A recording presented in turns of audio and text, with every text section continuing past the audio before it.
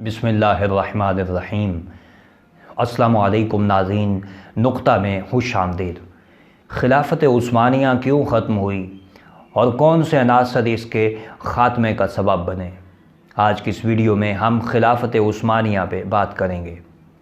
کائی قبیلے کے سردار سلیمان شاہ کے بیٹے ارطغرل غازی نے اسلام کی خاطر اپنی جان و مال اور عزیز و اقارب کو خطرے میں ڈال کر اپنے وفادار جنگجوؤں کے ساتھ مختلف ادوار میں صلیبیوں، منگولوں، سلجوق سلطنت میں موجود غداروں اور دیگر اسلام دشمن عناصر کو شکست دی۔ 1280 میں ارطغرل کی وفات کے بعد اس کے بیٹے عثمان نے عظیم سلطنت عثمانیہ کی داغ بیل ڈالی۔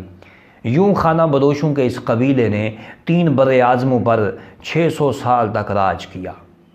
حضرت اقبال فرماتے ہیں، یہ غازی یہ تیرے پراسرار بندے، جنہیں تو نے بخشا ہے ذوق خدائی، دو نیم ان کی ٹھوکر سے صحرا و دریا، سمٹ کر پہاڑ ان کی ہیبت سے رائی، اور دو عالم سے بیگانہ کرتی ہے دل کو، عجب چیز ہے لذت آشنائی، اور شہادت ہے مطلوب و مقصود مومن، نہ مال غنیمت نہ کشور کشائی۔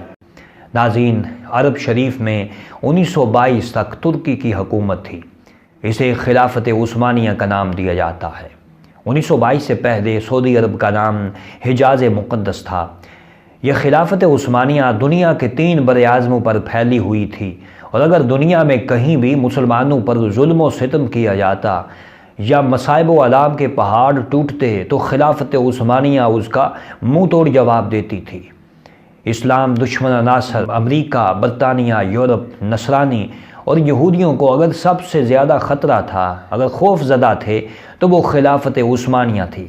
انہیں اس بات کا بخوبی اندازہ تھا کہ جب تک خلافت عثمانیہ قائم ہے، ہم مسلمانوں کا کچھ بگاڑ نہیں سکتے۔ اسی لیے ان اسلام دشمن قوتوں نے خلافت عثمانیہ کو ختم کرنے کی سازشیں شروع کر دیں۔ 19ویں صدی میں روس اور ترکی کے درمیان بہت سی جنگیں بھی ہوئیں۔ چونکہ مکہ اور مدینہ مسلمانوں کے لیے قابل احترام ہیں، پہلے فتنے کا آغاز بھی یہیں سے کروایا گیا۔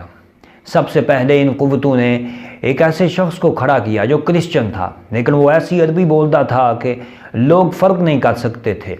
اس نے عرب کے مسلمانوں کو گمراہ کرنے کی ناکام کوشش شروع کر دی، اور وہ یہ کہتا تھا کہ ہم عربی ہیں اور یہ اجمی، اور ہم کیسے ایک اجمی کی حکومت کو برداشت کر رہے ہیں۔ تو عرب کے لوگوں نے اس کی ایک نہ سنی، اس کو رسوا کیا۔ تاریخ اس کو لارنس آف اریبیا کے نام سے جانتی ہے۔ اور پھر ان اسلام دشمن قوتوں نے دوسرا ایک فتنہ کھڑا کیا جس کا نام عبد الوہاب نجدی تھا۔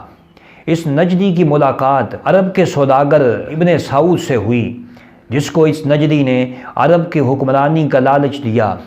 تو اس ابن سعود نے طائف، مکہ اور مدینہ میں مسلمانوں کا ناحق خون بہانا شروع کر دیا۔ اس نے ترکی کے خلاف بغاوت کر دی اور جنگ شروع کر دی۔ جب یہ بات ترکی تک پہنچی کہ ابن سعود ہمیں عرب سے نکالنا چاہتا ہے، خود وہاں کا حکمران بننا چاہتا ہے، تو ترکی نے کہا کہ ہم مسلمانوں پر ناحق ظلم برداشت نہیں کر سکتے، ہم مسلمانوں کے خون سے ہولی کھیلتا اس ابن سعود کو نہیں دیکھ سکتے۔ تو اس طرح خلافت عثمانیہ کو ختم کر دیا گیا۔ خلافت عثمانیہ کی وجہ سے 40 نئے ممالک وجود میں آئے، اور یہیں سے عرب کے مسلمانوں کا زوال شروع ہو گیا۔ حجاز مقدس کا نام 1400 سال کی تواریخ میں پہلی بار ابن سعود نے اپنے نام پہ حجاز مقدس سے سعودیہ رکھ دیا۔ ناظرین محترم، احادیث مبارکہ میں بھی اس فتنے کا ذکر ہے۔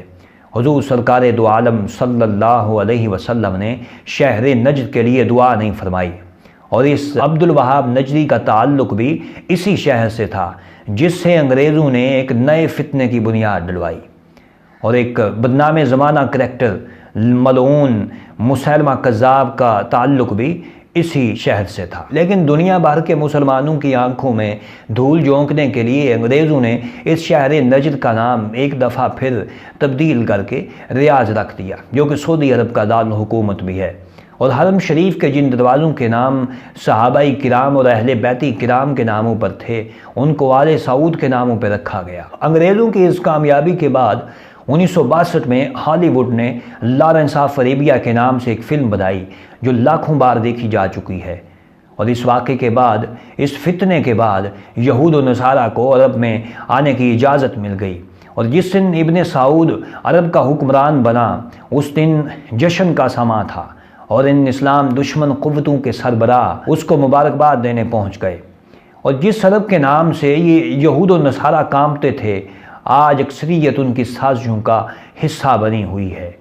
حضرت اقبال نے ان جیسوں کے لیے فرمایا تھا، وہ فاقہ کش کے موت سے ڈرتا نہیں ذرا، روح محمدی اس کے بدن سے نکال لو، اور فکر عرب کو دے کر فرنگی تخیلات اسلام کو حجاز و یمن سے نکال دو، اور اقبال کے نفس سے ہے لالا کی آگ تیز، ایسے غزل سرا کو چمن سے نکال دو۔